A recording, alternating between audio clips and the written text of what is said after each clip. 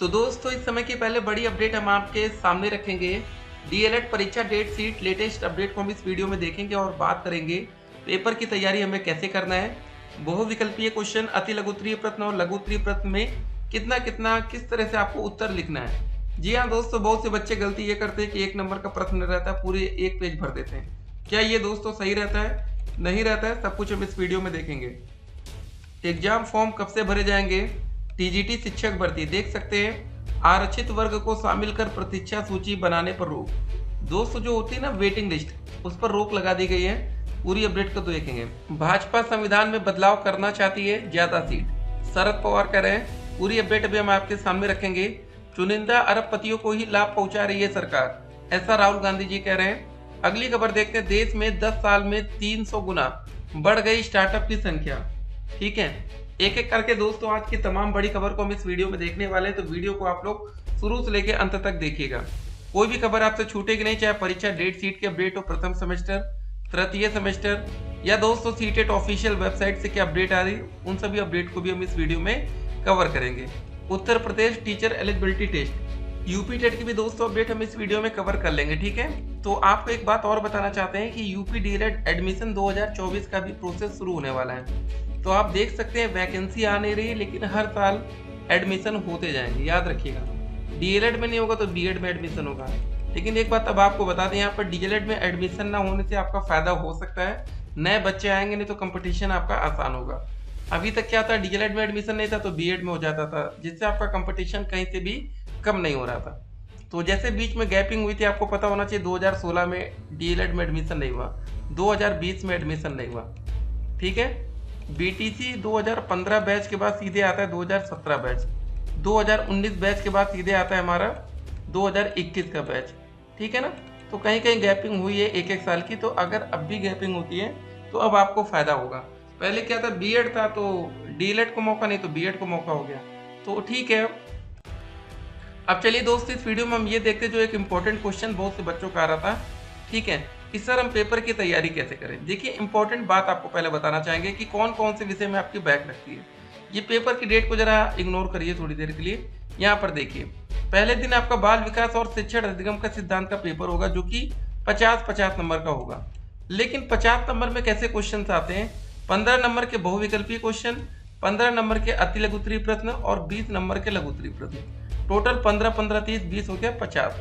ठीक है, ऐसे आपका क्वेश्चन पेपर तैयार होता है। पास होने के लिए आपको 50 में से लाना पड़ता है 25 अंक। ठीक है ना, तो एक बात आप यहाँ पर समझ सकते हैं कि भैया 15 नंबर के तो हमारे बहुविकल्पी क्वेश्चन है।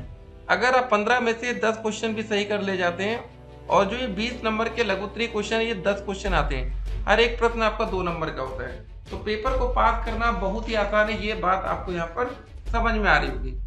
ठीक है, तो पहले 2 विषय में इसीलिए काफी कम बच्चों की बैक लगती है, बाल विकास और शिक्षण अधिगम के सिद्धांत का पेपर निकल जाता है। फिर बात आती है विज्ञान गणित की। विज्ञान का पेपर दोस्तों आपका 25 अंक का होता है, जिसमें से 5 नंबर बहुविकल्पीय, 6 नंबर अति लघु उत्तरीय और 14 नंबर के लघु उत्तरीय प्रश्न हैं। अब गलती कहाँ पर होती है, देखिए विज्ञान हो और मैथ हो, सेम प्रोसेस रहेगा। जो भी मतलब 25 नंबर का क्वेश्चन पेपर आता है उसमें ये नियम लागू होता है, 5 बहुविकल्पीय, 6 अति लघु उत्तरीय और 14 नंबर के लघु उत्तरीय प्रश्न। तो अब आपको इसमें करना क्या चाहिए, आपका पहला फोकस होना चाहिए भैया 5 बहुविकल्पीय। अब 25 नंबर के पेपर में 5 नंबर बहुत इंपॉर्टेंट होते हैं, स्पेशली मैथ और विज्ञान में। ठीक है, मैथ में तो बहुत ही ज्यादा, क्योंकि जिन बच्चों की गणित कमजोर होती है, कम से कम 5 नंबर का उनको यहाँ पर बूस्टर डोज मिल जाता है। समझ लीजिए कि 5 नंबर अगर आपको मिल गए तो 12 ही नंबर टोटल लाने होते हैं पास होने के लिए। तो 7 नंबर की व्यवस्था कैसे करनी है, याद रखिएगा टोटल 7 क्वेश्चन आएंगे लघु उत्तरीय के। ठीक है, कभी भी क्वेश्चन पेपर उठाकर देख लीजिएगा डीएलएड के इतिहास में, 7 में से 3 क्वेश्चन मैक्सिमम टाइम एकदम आसान क्वेश्चन बना दिए जाते हैं। हम जानते हैं कि भाई बच्चे बहुत तेज तो होते नहीं, जिन बच्चों की मैथ कमजोर है तो वो 3 क्वेश्चन को आसानी से अटेम्प्ट कर सकते हैं, और उसमें 3 में से 6 नंबर आपके कहीं नहीं गए। ठीक है, उसके बाद दोस्तों 5 नंबर आपके आ जाते हैं बहुविकल्पी से, 6 5 11। अब 1 नंबर दोस्तों आपका अति लघु उत्तरीय में ऐसा क्वेश्चन रहेगा ना जो टू द पॉइंट होगा, मतलब यार एक लाइन से ज्यादा उसका आंसर नहीं होगा, मैक्सिमम 1 या 2 लाइन, उतना तो काम हो जाएगा। ठीक है ना, तो मतलब 12 नंबर तो हर एक बच्चा पा सकता है। लेकिन दोस्तों फिर भी ऐसा क्यों होता है कि जब भी डीएलएड का रिजल्ट आता है तो लगभग यही सुनने को मिलता है 50% छात्र फेल हो गए। अब 50% छात्र सिर्फ गणित में फेल नहीं होते, कुछ विज्ञान में भी होते हैं, कुछ शिक्षा अधिगम के सिद्धांत में, कुछ बाल विकास में, कोई बच्चा सामाजिक अध्ययन में, कोई हिंदी में, कोई संस्कृत में, कोई कंप्यूटर में, और कुछ बच्चे जो उर्दू लेते हैं वहां पर भी फेल होते हैं। दिक्कत क्या है फेल होने का, रीजन क्या है? तो ये अब आपको समझ में आ रहा होगा कि फेल बच्चे खुद की गलती की वजह से होते हैं। और मैथ में फेल होने का सबसे बड़ा रीजन ये होता है कि बहुत से बच्चे 5 बहुविकल्पीय क्वेश्चन छोड़ कर आ जाते हैं। जी हाँ दोस्तों, बहुत हम क्लियर आपको बात बता रहे हैं। बहुत से बच्चे 5 बहुविकल्पीय क्वेश्चन छोड़ देते हैं। होता क्या है, वो कहते हैं कि हम बाद में सारे क्वेश्चन एक साथ हम टिक कर देंगे, ठीक है, लेकिन वो बाद में भूल जाते हैं। तो ये गलती अब आप लोगों से बिल्कुल भी नहीं होनी चाहिए, ठीक है ना, इसको ध्यान दीजिएगा। और एक बात और आपको बता दें, पेपर में क्वेश्चन कैसे किया जाता है। जैसे मान लेते कि पहले हमें पहला, दूसरा, तीसरा, ऐसे जैसे कुछ बच्चे लिखते ना आंसर नंबर 1 करके, आंसर नंबर 2 करके, कुछ बच्चे प्रश्नोत्तर संख्या 1, प्रश्नोत्तर संख्या 2। तो जैसे मान लीजिए कि बहुविकल्पी का ए विकल्प या पहला विकल्प सही है, तो यहाँ पर 1 डालिए, आंसर लिख दीजिए। और बहुत से बच्चे क्या करते हैं, बहुविकल्पी में पहले पूरा क्वेश्चन नोट करेंगे, फिर यहाँ पर बढ़िया से आंसर लिखेंगे। तो इतना समय आपको नहीं मिलता है कि भैया पूरा प्रश्न और आंसर दोनों लिखें। सीधे आंसर लिखा करिए, समय की बिल्कुल फिजूल में बर्बादी नहीं करनी है।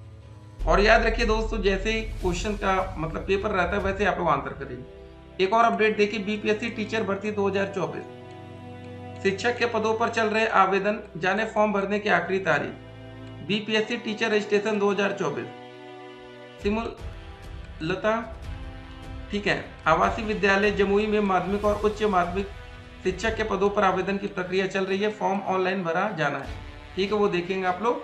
हम बात कर रहे थे दोस्तों, अति लघु उत्तरीय प्रश्न भी आता है। तो बहुत से बच्चे क्या करते हैं, पहले क्वेश्चन को यहाँ पर लिखते हैं, बढ़िया क्वेश्चन लिखेंगे, फिर उसके नीचे ऐसे आंसर लिखेंगे। ये कोई मतलब नहीं होता। क्वेश्चन उतारने में समय बर्बाद मत करिएगा। 18 क्वेश्चन ही आपको नोट करने में, कुछ नहीं तो एक क्वेश्चन में हम मान लेते हैं कि आपका 30 सेकंड लगा, तो भी 18 क्वेश्चन को नोट करने में आपका 9 मिनट का समय चला जाएगा।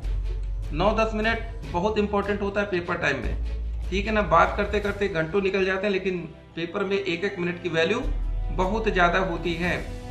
और आपको बता दें दोस्तों, थोड़ा तेज हाथ चलाइएगा, पेन चलाइएगा। उसका रीजन क्या है, जब पेपर हमारा ऑनलाइन मोड में होता है ना, तो आपको एक भी सेकंड एक्स्ट्रा नहीं मिलता, टाइम अप, पेपर खत्म।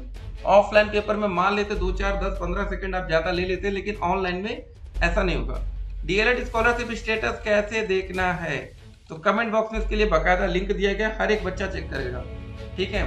स्कॉलरशिप आ गई है तो बहुत ही अच्छी बात है, नहीं आई तो कोई बात नहीं, एक बार आप देख सकते हैं। यूपीटेट सुपर टेट का नोटिफिकेशन साल के अंत में तैयार रही है।